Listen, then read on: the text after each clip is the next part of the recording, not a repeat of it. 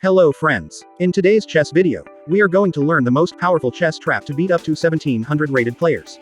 You can also check the lichess database to ensure that these moves are played by 1700 rated players, which we are going to discuss in this video.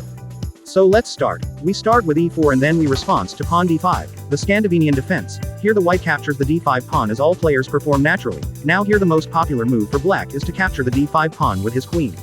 But instead of capturing the d5 pawn, we play knight f6, which is a trick. Now our knight is attacking the d5 pawn. Here the most popular moves for white are knight c3 and pawn c4 to protect the d5 pawn. We will look on them one by one. Now, let's look at the first line.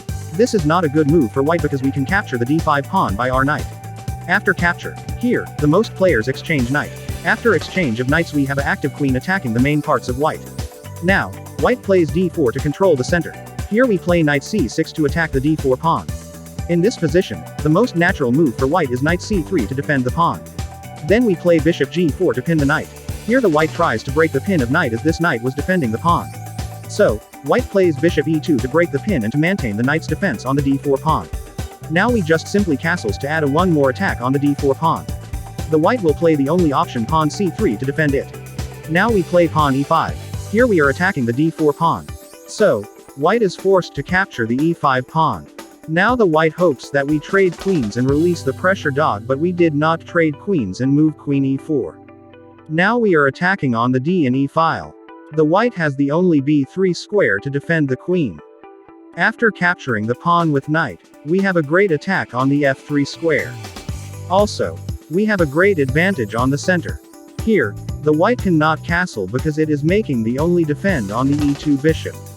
He also cannot move the f3 knight, because if he move the knight, then queen takes e2 will be a simple checkmate. From here, we can simply win in 10 moves with ideas of nd3, b5, and also we can open our second rook and can make an aggressive attack on the e file. Now, let's see what if white moves c4 to protect the pawn. We play pawn e6 and then white will capture this pawn because white is getting one more pawn. Now, we recapture with bishop. White plays pawn d4 to control center. Then we play bishop b4. The white plays a natural move nc3 to protect check.